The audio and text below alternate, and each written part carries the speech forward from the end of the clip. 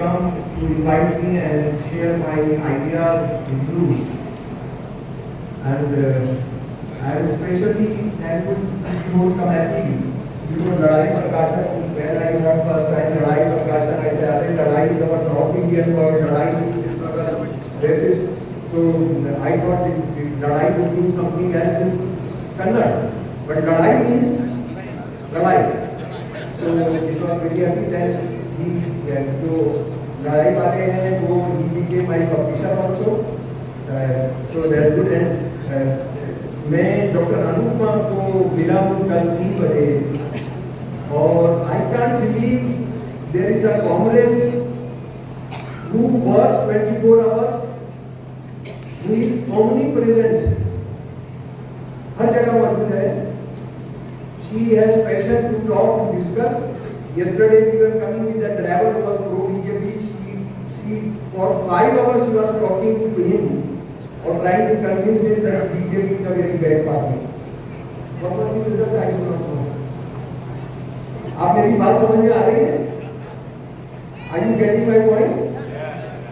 जो those friends, those Tamil who can't understand my speaking in Hindustani, will you please raise your hands?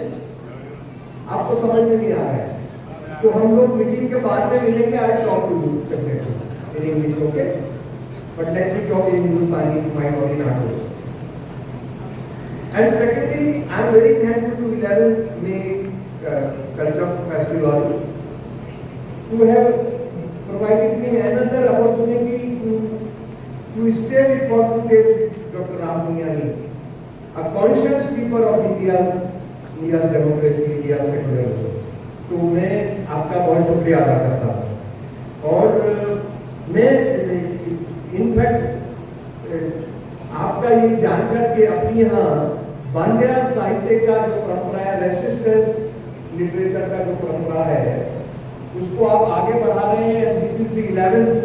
सो मैं आपको salute करता हूँ, sir झुकाता हूँ, आपको जय भीम कहता हूँ और लाल सलाम कहता हूँ, गुलाब जिंदाबाद कहता हूँ. एक बात जो मुझे लगता है कि मुझे बहुत दिल खोलकर I must appreciate and congratulate this 11th May literary conference that you have made one thing very clear, that every literature is political. Every literature is political. When we are discussing literature, we are also discussing politics. If we do not discuss politics, there is even the literature which says that we are apolitical, those are political literature. तो मैं आपको बहुत बधाई देता हूँ, बहुत आपका धन्यवाद करता हूँ कि आपने लिटरेरी कर रहे हैं, उसमें हम पॉलिटिक्स को डिस्कस कर रहे हैं. मैं in fact I wanted to discuss 3 aspects with you my dear friends. मैं कम्युनलिज्म जो है, जो कॉमनवाद है, वो हमको बताया जाता है, वी आर टोल्ड कि ये इंटर रिलीजियस इशू है. प्लीज इसको साथियों मेरी बात को गौर से सुनिएगा. इंटर रिलीजियस है, यानी कम्युनलिज्म या कॉमनवाद जो है, कॉमनवाद मुसलमान बनाम हिंदू है. मुसलमान हिंदू आपस में लड़ते हैं, किसी दूसरी जगह ये हिंदू सिख लड़ सकते हैं, लेकिन इंडिया का जो प्रॉब्लम है वो ये है कि हिंदू मुसलमान लड़ते हैं. और आरएसएस वाले जो गुंडे हैं, हिंदुत्ववादी जो गुंडे हैं, वो कहते हैं मुसलमानों के खिलाफ हम 1000 साल से लड़ाई कर रहे हैं. कितने साल से? 1000 साल, 1 मिलियन, 1000 साल से वो लड़ाई लड़ रहे हैं. और वो 1000 साल का जो मामला है. लेकिन मेरी जो समझ है मेरे प्यारे दोस्तों, और मैं सोचता हूँ कि आप भी जरा इस पर सीरियस थॉट टू दिस, कि कम्युनलिज्म कॉमनवाद जो है वो इंटर रिलीजियस नहीं है, इंट्रा रिलीजियस प्रॉब्लम है. जल्दी से, क्योंकि समय कम है, इसलिए मैं दौड़ता हुआ चला जा रहा हूं. What is intra religious problem? कि जब हिंदू धर्म के अंदर, हिंदू सोसाइटी के अंदर जब बराबरी की मांग होती है, जब इक्वलिटी की मांग होती है, जब अम्बेडकर पैदा होते हैं, जब पूरे पैदा होते हैं, तो हिंदू धर्म के ठेकेदारों को, ब्राह्मणवाद को ये लगता है कि ये हमसे सत्ता छीनेगी, और इसको बाबा साहब अम्बेडकर ने इसको बहुत अच्छे तरीके से अपनी किताब पाकिस्तान में इसको लिखा है। आपने बाबा साहब की जो पाकिस्तान में भी किताब है उसको पढ़ना चाहिए साल में कम से कम एक बार। वो जब उनको हिंदू सोसाइटी के अंदर हिंदुओं से डर लगता है, हिंदू बहुजनों से डर लगता है, हिंदू औरतों से डर लगता है, तो वो कहते हैं अरे हिंदू खतरे में है, हिंदू धर्म खतरे में है, ब्राह्मणवाद खतरे में होता है, ब्राह्मण खतरे में होता है। वो कहते हैं कि खतरे में है, किससे खतरा है? मुसलमानों से खतरा है, और ये मुसलमान कितने हैं? ये 14% है देश के अंदर, उनसे खतरा है।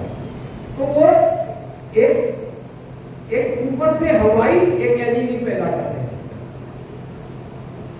खतरा अंदर से हो रहा है। इसी तरह से जो इस्लामिक कट्टरवाद है, इस्लामी जो कौमवाद है, हमने पाकिस्तान को देखा, हमने बांग्लादेश को देखा, और मुझे लगता है जमात इस्लामी के साथी यहाँ पर मौजूद है और उनके सामने मेरा फर्ज बनता है आपको कहते हैं कि मुस्लिम जो कट्टरता है, जो मुस्लिम जो अपने आप को के इस्लाम धर्म के है, वो भी इसलिए करते हैं क्योंकि इस्लाम धर्म के अंदर जो बराबरी की लड़ाई हो रही होती है, औरतों की तरफ से मांग किया जा रहा होता है, जो बहुजन है मुसलमान उनको मांग किया जा रहा होता है, तो कहते हैं नहीं सबको बंद करो, हमको हिंदुओं से खतरा है।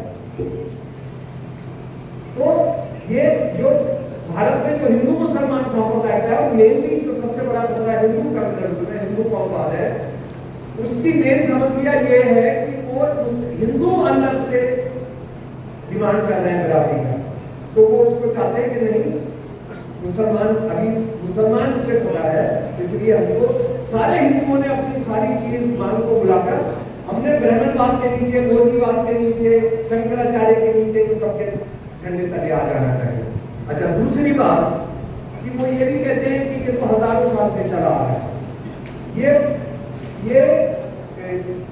ये जब दुनिया नहीं बनी थी तब हिंदू धर्म था, उसके बाद में हिंदू धर्म दुनिया का सबसे ऑरिजिनल धर्म था। हालांकि हिंदू धर्म किसी स्क्रिप्चर में, ब्राह्मणिकल स्क्रिप्चर में नहीं है। विवेकानंद खुद कहते हैं कि ये अरब्स ने और ईरानियंस ने ये टर्म किया, it does not mean a religious identity, it only means your geographical identity. लेकिन उसके बाद चल गया हिंदू धर्म चल गया, लेकिन अभी आरएसएस के जो लोग हैं उनकी अकल में की बात आई है। अभी उन्होंने हिंदू धर्म की बात नहीं कर सनातन धर्म की बात कर रहे हैं। आप देखेंगे पूरा टर्मिनोलॉजी चेंज हुआ है, हिंदू धर्म की बात नहीं हो रही, अब सनातन धर्म की बात हो रही है। तो जो तीसरी बात मैं लेना चाहता था कि सांप्रदायिकता, चाहे कोई सी हो, हिंदू सांप्रदायिकता, मुसलमान सांप्रदायिकता हो, सिख सांप्रदायिकता हो, ईसाई सांप्रदायिकता हो, ये एक ही सिक्के के दो पहलू होते हैं, पर हम इसको ड्रॉप कर रहे हैं कि मैं दो बात पर बात करूंगा। तो आप ये देखिए कि पहला जो मेरा पॉइंट था कि धर्म के अंदर जो बराबरी की लड़ाई चल रही होती है उसको डाइवर्ट करने के लिए हम इसको धर्म के जो ठेकेदार होते हैं, और इसको मुझे लगता है कि मार्क्स का एक लेख है, उसको हम लोग पढ़े, कभी बैठकर बात करें।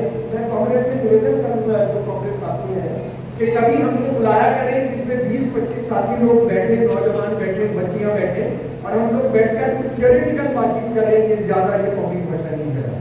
तो ये मार्क्स ने क्या कहा कि जब भी रूलिंग क्लास इस संकट में पड़ते हैं तो वो कुछ मिथ क्रिएट करते हैं, मिथक क्रिएट करते हैं, पुराने नारे लेकर आते हैं, पुरानी नदियों का नाम लेकर आते हैं, पुरानी किताबों की बात करते हैं वो, और वो ये कहते हैं कि हम तो ये हैं, हमारा पास बहुत ग्लोरियस था। तो हम जरा सा भारत के कंटेक्स्ट में, मेरे प्यारे दोस्तों, मुसलमान और हिंदुओं की 1000 साल की लड़ाई हो रही है, इसको जरा मुस्लिम हिंदू के कंटेक्स्ट में समझने की कोशिश करते हैं। भाई साहब राम सुनियानी भाई साहब यानी उसको उन्होंने उस पर बातचीत की है। मैं 4-5 सवाल के रूप में कुछ तथ्य आपके सामने रख रहा हूं। आरएसएस का यह कहना है 1000 साल से इस्लाम के साथ लड़ाई हो रही है, लेकिन मेरे प्यारे दोस्तों, मेरे बड़ी नाटों की आप जानते हो, दुनिया के अंदर एक the only example on this earth, even ancient world, even medieval world, that where rulers following a particular religion, they ruled that place for 1100 years, but that country did not convert to their religion. I hope आप मेरे प्यारे दोस्तों, मैं I am able to make you understand what I am trying to say. सारी दुनिया के इतिहास में भारत, इंडिया एकमात्र कंट्री है जिसके अंदर मुसलमान नाम के राजाओं ने 1100 साल राज किया और वो देश इस्लाम नहीं हुआ, इस्लामी नहीं हुआ, वो देश मुसलमान नहीं हुआ। क्यों? मोहम्मद बिन तुगलक की मां हिंदू थी। अकबर के बाद कोई मुगल राजा की मां मुसलमान मां नहीं है। हम शिवाजी महाराज का नाम जानते हैं, शिवाजी महाराज की और औरंगजेब की लड़ाई हुई थी। पर मेरे प्यारे दोस्तों, मैं उसी जमाने के डॉक्यूमेंट्स को लेकर बात कर रहा हूं। मैं शिवाजी की जो ऑफिशियल डॉक्यूमेंट्स है उनकी बात कर रहा हूं। क्या मेरे प्यारे दोस्तों, do you know that Shivaji and Aurangzeb never confronted each other एक मैदान जंग में? किसी भी जंग के मैदान में उनका आमना सामना नहीं हुआ। शिवाजी हिंदुइज्म के लिए लड़ रहे थे, औरंगजेब इस्लाम के लिए लड़ रहा था। शिवाजी के खिलाफ औरंगजेब के साथ लड़ने कौन गया? जयसिंह 1 और जयसिंह 2। कोई एक लड़ाई जिसमें आप बता दीजिए कि औरंगजेब गया और शिवाजी का मुकाबला करने के लिए, एक लड़ाई में अपना नाक काट के आपके सामने रख दिया, किसी डॉक्यूमेंट, उस जमाने का डॉक्यूमेंट। राजपूत लोग जिनको अपना बेटा कहा, मिर्जा गान कहा, अकबर और मेवाड़ के राजा, क्या नाम था उनका? अकबर की किससे लड़ाई हुई? राणा प्रताप। राणा प्रताप और अकबर इस्लाम के लिए लड़ा था, राणा प्रताप हिंदुइज्म के लिए लड़ रहे थे। मेरे प्यारे दोस्तों, मेरे अभिनाडो, they never face each other in the any war. Even in Haldi Ghati, this was मान सिंह सारा brother-in-law of Akbar, Jodhabai's real brother who faced Rana of Mewar। तो भाई मुसलमान राज जो था वो हिंदू हाई कास्ट का राज था। ब्राह्मण जो सबसे प्यारा प्रधानमंत्री था, वजीर आला नंबर 1 औरंगजेब का, राजा रघुनाथ, एक कास्ट था। आप औरंगजेब के जो जमाने के जो मुगल नैरेटिव्स हैं उसमें जरा जाकर राजा रघुनाथ की तारीफ तो सुनिए। औरंगजेब क्या कह रहा है? औरंगजेब कह रहा है इससे पास, इससे बढ़िया मेरे को प्राइम मिनिस्टर मिल ही नहीं सकता है। मुगल राज और इस्लामी राजों, बदकिस्मती से बहुत सारे मुसलमान, बेवकूफ मुसलमान ये सोचते हैं कि मुगल राज का उसका something to do with Islam, it had nothing to do with Islam. They were अय्याश, देवर, उन्होंने यहाँ की जनता को लूटने के लिए कोई कसर नहीं छोड़ी। औरंगजेब कौन था? औरंगजेब अपने बाप को जेल में डाला, 3 भाइयों को उसने कत्ल कराया, और जिस वक्त वो अपना खजाना छोड़कर गया उसमें 1 दरहम नहीं था, 1 सोने की गिन्नी नहीं थी, इसीलिए मुगल राज खत्म हुआ। वो कितने डिवेश लोग थे, 100 उनकी बीवियां होती थी। तो ये वो इस्लाम राज क्या था? असल में वो इस्लाम राज वो था जो हिंदुओं की ऊंची जातियों को पसंद था। मैं आपको बताना चाहता हूँ, एक उनके दरबार के अंदर एक आदमी था, उसका नाम था रहीम खान खाना। रहीम खान खाना ने कहा कि भारत के जो लोग मुसलमान हो रहे हैं उनको कलमे से अलावा ज्यादा मत पढ़वाना, कलमे से ज्यादा नहीं पढ़वाना, ये इस्लाम को बिगाड़ देंगे। हमको लोअर कास्ट इस्लाम में नहीं चाहिए, हमको लोअर कास्ट को बाहर रखिए इस्लाम से। अच्छा, उसके बाद जो तो दूसरी बात मैं कहता हूँ, जल्दी से अपनी बात खत्म कर रहा हूँ। दूसरी बात यह है कि ये हजारों साल से चला आ रहा है, हिंदू मुसलमान उससे लड़ते रहे। मैं आपको बताना चाहता हूँ मेरे प्यारे दोस्तों, 1857 168 साल पहले की बात, या 10 और 11 मई को इसका 168 एनिवर्सरी था इंडिपेंडेंस 1857 की लड़ाई का। मैं आपको सिर्फ ये बता देता हूँ कि 10 मई को जो सेना चलती थी,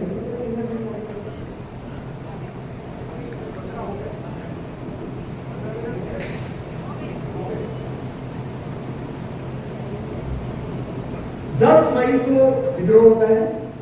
उस विद्रोह के अंदर 3000 से 20,000 तक बोला जाता है सिपाही हैं, रेबल्स हैं, रेवोल्यूशनरीज हैं। 70 to 80% are Hindus with arms. 11 तारीख को दिल्ली पहुंचते हैं, बहादुर शाह जफर कहता है I am not interested in ruling, मेरे को तो बस पेंशन चाहिए, अंग्रेजों का मैं नहीं लड़ूंगा। These 70% Hindus, 30% Muslim सेना, रेवोल्यूशनरी सेना, they force बहादुर शाह जफर को बिकम क्लियर रूलर।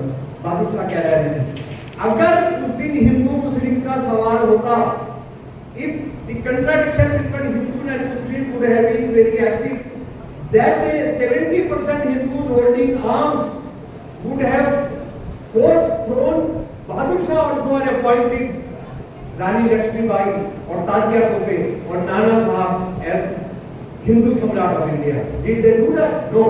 और चप्पे चप्पे पर in each and every corner of India जो मुसलमान और हिंदुओं ने कुर्बानी दी है उसका मैं कुछ आपको बताना चाहता हूँ। अयोध्या जो आज हिंदू मुसलमान के बीच में बिगेस्ट इशू ऑफ कन्फ्रंटेशन, 1857 में वहां के बहुत मशहूर मौलवी थे, इस्लाम का theologian, one of the greatest Islamic scholar मौलाना अमीर अली, और वहां हनुमानगढ़ी आज भी है वो बाबा रामचरण दास। इन दोनों ने अंग्रेजों के खिलाफ बगावत का झंडा बुलंद किया। ये अकेले नहीं थे, अच्छा खान और शंभू प्रसाद सिंह इन्होंने अलग से सेना की, और ये दोनों सेनाएं अलग अलग, जो एक हिंदू मुसलमान एक और दूसरी भी हिंदू मुसलमान चला रहे थे, उनको गद्दारों की वजह से उनको पकड़ा गया और उनको फांसी पर लटकाया गया अयोध्या के अंदर। आज भी अयोध्या के लोग जानते हैं कि इनको कहाँ लटकाया गया। उसके बाद आपको मैं सेंट्रल इंडिया में आ जाता हूँ, रानी लक्ष्मीबाई के पास जल्दी कर रहा हूँ। रानी लक्ष्मीबाई की रानी झांसी के मैदान, झांसी के किले में जब उनकी हार हुई तो उसमें जो लोग शहीद हुए, उनका जो चीफ ऑफ आर्टिलरी था गुलाम गौस खान और उनका जो चीफ था घुड़सवार सेना का खुदा बख्श, दोनों शहीद हुए। और ये 4 जून 1858 को, और ये शहीद होने से पहले रानी लक्ष्मीबाई को कहते हैं कि झांसी हम नहीं बचा सकते, you please go away from here और हम आखिर तक डिफेंड करेंगे। और defending Rani Jhansi they died there वो मुस्लिम प्रधान। उसके बाद ये आ जाती है ग्वालियर आ जाती है, ग्वालियर पर कहती हैं unless we replace Scindia, we remove Scindia, Britishers will not go because they are the dalal of them. यहाँ पर रानी लक्ष्मीबाई की लाश जिसने गोली मारी अंग्रेज अफसर ने, उसने जो बयान लिखा कि अंग्रेज अफसर जब किसी भी बड़े आदमी को या मारते थे, आप जानते हैं कि अपने टीपू सुल्तान को भी किसी ने मारा था तो उसका टीपू सुल्तान के हाथ में लुई चीज थी, तलवार थी, वो सारा अंग्रेज अफसर की पर्सनल नहीं किया था। ये ब्रिटिश आर्मी का रूल था कि आप किसी को मारेंगे तो उसको जो मिलेगा वो आपका है। तो रानी लक्ष्मीबाई की सारी चीजें उस अफसर को मिली, उसने जो रिपोर्ट लिखी, रानी लक्ष्मीबाई के ऊपर उनकी बचपन से साय की तरह रहने वाली उनकी जो मुसलमान पर्सनल सिक्योरिटी ऑफिसर थी, of course they did not use this term personal security officer, जो उनकी लाइफ शेडो जो रहती थी उसकी लाश रानी लक्ष्मीबाई के ऊपर पड़ी। That was the kind of जिसको आप आरएसएस वाले बोलते हैं 1000 साल से पहले। और अंतिम बात मैं आपको बताता हूँ, थाना भवन एक जगह है नॉर्थ इंडिया में। कैन यू बिलीव थाना भवन में 14 हिंदू मुसलमान सिख औरतें एक साथ फांसी पर लटकाई गई 1816 में। Do we know this heritage, great heritage of joint martyrdoms of Hindu Muslim and Sikh? सुन लीजिए उनके नाम, असगरी बेगम, आशा देवी, भगवती देवी, हबीबा, माम कौर, उमदा, राज कौर, इंदर कौर, बख्तावरी, जमीला, रहीमी, भगवानी, शोभा देवी और दीदी। 13 मई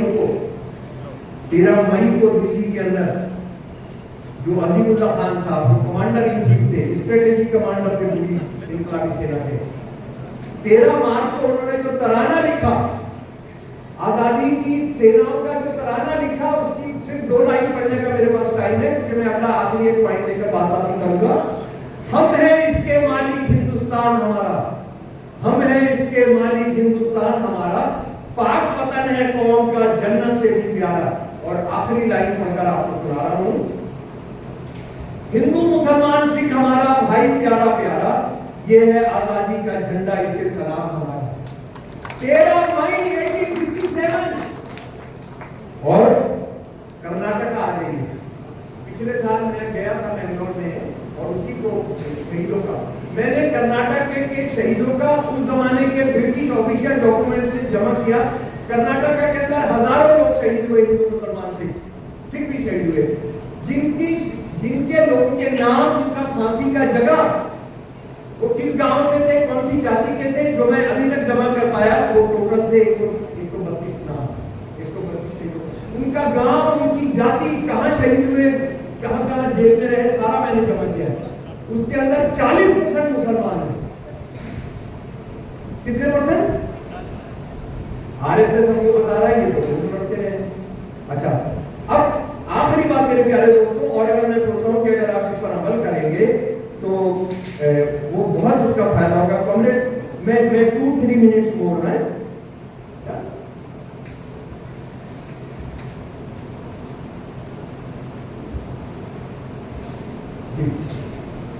एक जो कम्युनलिज्म फैलाते हैं, कौमवाद फैलाते हैं, मान लीजिए मैं मुसलमान कौमवादी हूं, तो मैं फैला रहा हूं, तो मेरे से आपने पूछना चाहिए यार ठीक है तुम हिंदुओं के खिलाफ हो और ये सब ठीक है। कम्युनिटी की बात कर रहा हूं मैं, कौमवाद से मुसलमान। हम कभी उससे पूछते हैं तुम जरा अपना मुसलमानों के बारे में तो एजेंडा बताओ। हमने कभी आरएसएस से पूछा है कि तुम्हारा हिंदुओं के बारे में एजेंडा क्या है? 26 नवंबर 1949 Indian constitution assembly pass Indian constitution. 4 days after that, the English organ of the organizer or RSS organizer wrote an editorial. We want Manusmriti. We do not accept this constitution. We want Manusmriti. Editorial they wrote the editorial.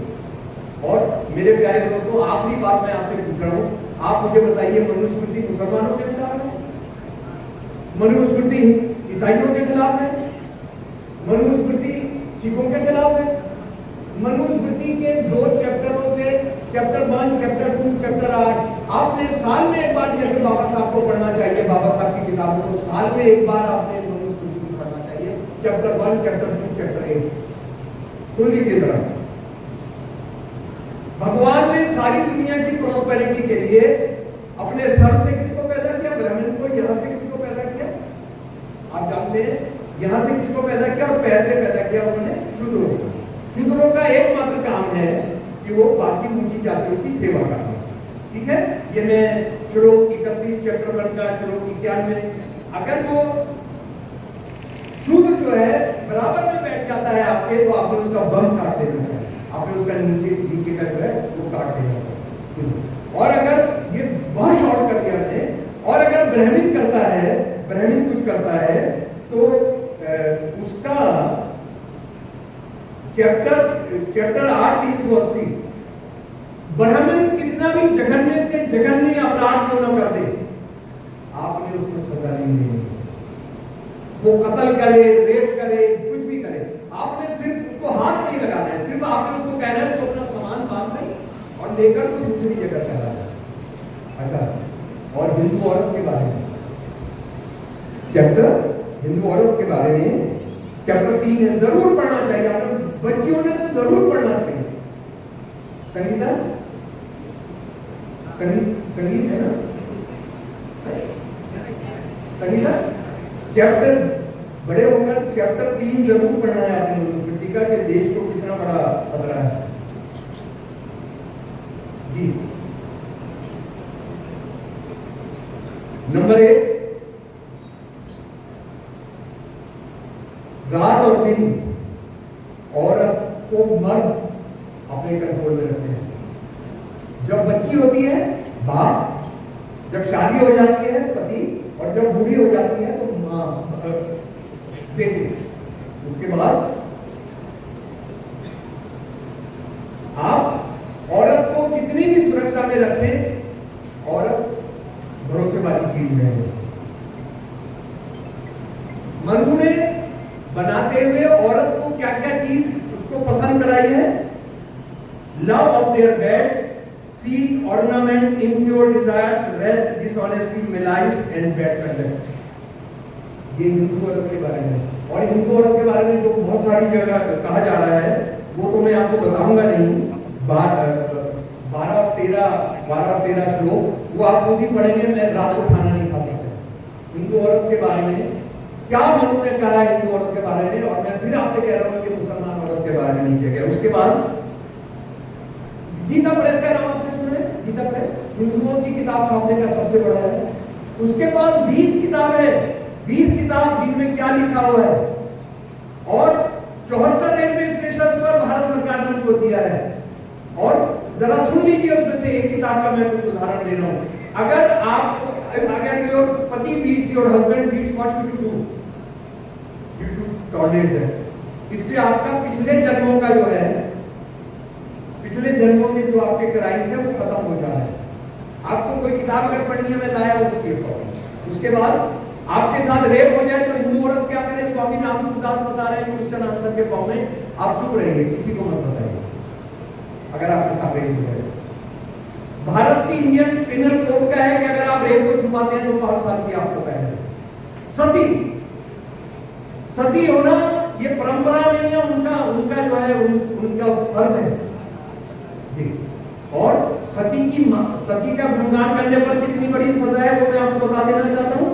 वो है सजा 10,000 से लेकर 30,000 तक का आपको जुर्माना हो सकता है। आपको 5 साल से 7 साल तक आपको कैद हो सकती है। खुलेआम ये किताबें रेलवे स्टेशन पर बिक रहे हैं, सेंट्रल सेक्रेटरीट में बिक रहे हैं, सुप्रीम कोर्ट का जो एरिना है उसके अंदर बिक रहे हैं। कोई ये हिंदू औरत के बारे में। तो मेरे प्यारे दोस्तों, ये सारी चीजें आपके सामने हैं। और आखिरी बात, आरएसएस का मर्दों का संगठन का नाम क्या है? राष्ट्रीय स्वयंसेवक संघ। अगर आप इसको अंग्रेजी में करेंगे, नेशनल वॉलंटियर कोड। मर्द जो है वॉलंटियर है। इन्होंने एक औरतों का संगठन भी बनाया, राष्ट्र सेविका समिति। वो वॉलंटियर है लड़के, औरतें जो है सेविका, मेज, नौकरानी।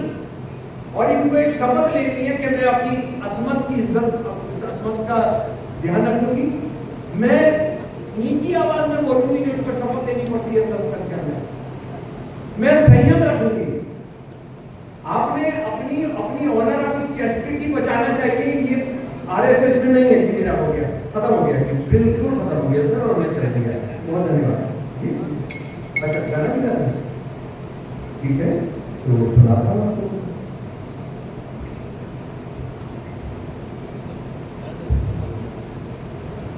रास्ता क्या है?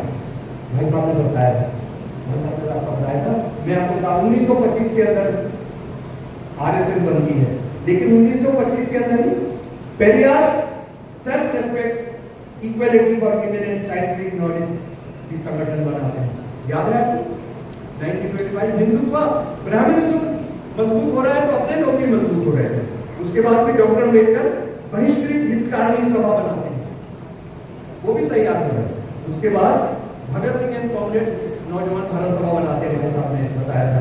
और गाने से पहले मैं आपको लेनिन से कुछ नौजवान मिले, हमने क्या करना है, क्या लड़ाई है, क्या तैयारी करनी है।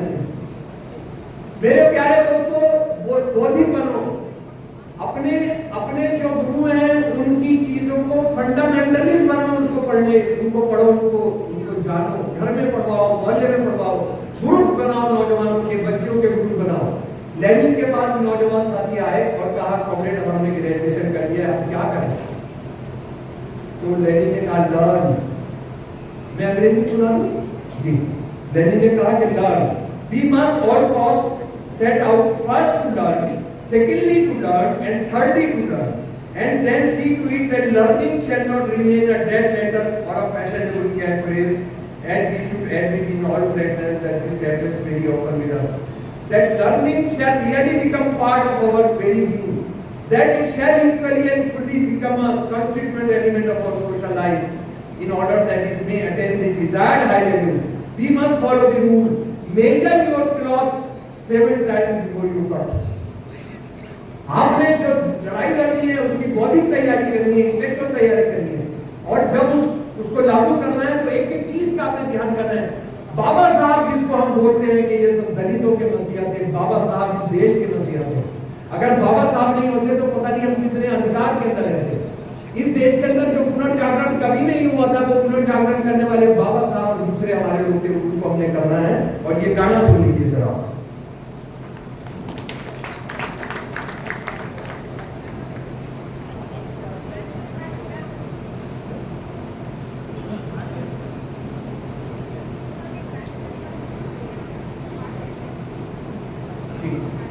ये साथी बहुत बहादुर साथी कवि हैं हिंदुस्तानी के, उर्दू हिंदी के, ब्रिजमोहन। तो हम लोगों के जो साथी, हमारे जो साथी शहीद हुए, जो चाहे खालिस्तानी, पंजाब के अंदर खालिस्तानी टेररिस्ट ने मारा या हिंदुत्ववादी टेररिस्ट ने मारा, उनकी याद में जो गीत लिखा वो मैं आपको सुना रहा हूँ। और कुछ साथी अगर इसका मीनिंग आपके समझना चाहते हैं, I love to explain that. चले चलो दिलों में भाव लेके भी चले चलो, चले चलो दिलों में भाव लेके भी चले चलो। समझ रहे ना भाव? यू है जो हाथ की इज्जत उसकी चिंता न करो। चले चलो दिलों में भाव लेके भी चले चलो, चलो रहू रूहानुमा लेके भी चले चलो। चलो कि आज साथ साथ चलने की जरूरत है, चलो कि आज साथ साथ चलने की जरूरत है। चलो कि खत्म हो न जाए जिंदगी की हसरतें, चलो कि खत्म हो न जाए जिंदगी की हसरतें। तो मेरे साथ गाओगे? चले चलो दिलों में भाव लेके भी चले चलो, चले चलो दिलों में भाव लेके भी चले चलो। जमीन ख्वाब जिंदगी यकीन सबको बांट कर, वो चाहते हैं बेबसी में आदमी झुकाए सर, वो चाहते हैं जिंदगी हो रोशनी से बेखबर। वो एक एक करके अब जला रहे हैं हर शहर, जले हुए घरों के पास लेके भी चले चलो, चले चलो दिलों में भाव लेके भी चले चलो। वो चाहते हैं बांटना जिंदगी के बलबले, वो चाहते हैं बांटना जिंदगी के काफिले, वो चाहते हैं बांटना ये जिंदगी के बलबले। वो चाहते हैं खत्म हो उम्मीद के ये सिलसिले, वो चाहते हैं खत्म हो उम्मीद के ये सिलसिले। वो चाहते हैं गिर सके ना लूट के सही सब किले, सवाल ही है अब जवाब लेके भी चले चलो। वो चाहते हैं जातियों की गोलियों की बूट हो, वो चाहते हैं धर्म को तबाहियों की छूट हो। वो चाहते हैं जिंदगी में हो परे झूठ हो, वो चाहते हैं जिस तरह भी हो मगर ये झूठ हो। सिरों पे जो बची है छांव लेके भी चले चलो, चले चलो दिलों में भाव लेके भी चले चलो। और मेरे साथ जोर से आ रहा है जय भीम जय भीम जय भीम जय भीम। ताल नहीं आया है। जय भीम जय भीम जय भीम जय भीम। लड़ेंगे जीतेंगे लड़ेंगे जीतेंगे इंकलाब जिंदाबाद। मौलाना हजरत मानी का दिया नारा इंकलाब जिंदाबाद इंकलाब जिंदाबाद।